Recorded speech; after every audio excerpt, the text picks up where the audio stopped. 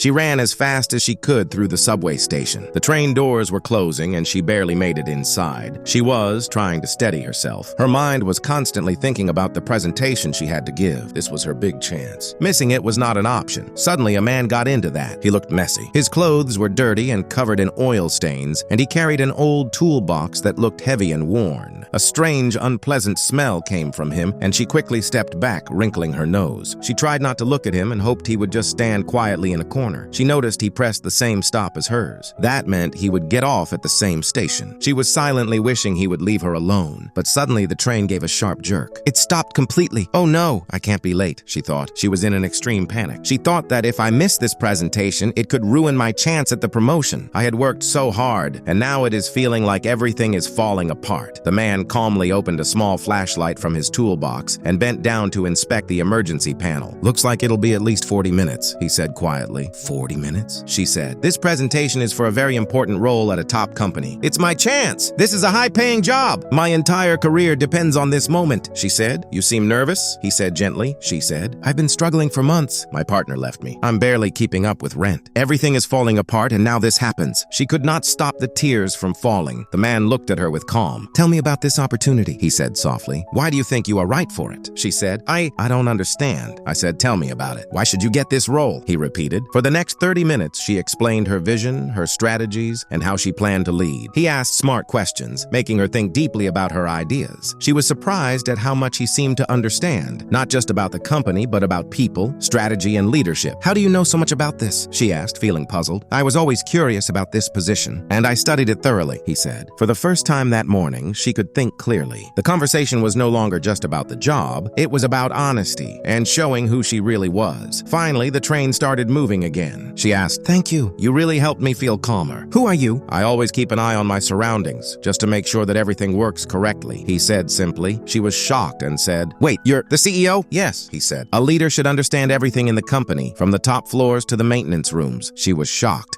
I'm so embarrassed. I thought you were just a worker. He smiled. Don't feel embarrassed. You were honest. That's exactly what I needed to see. That's leadership. Her eyes widened. That was my real interview? Exactly, he said. I have interviewed hundreds of people. Many gave perfect, polished answers in my office. But you showed me your real character when no one was watching. You admitted your frustration, stayed polite, stayed real. That is what makes a great leader. 6 months later, she had completely changed her team and the way they worked. Comment, yes, if you would do the same.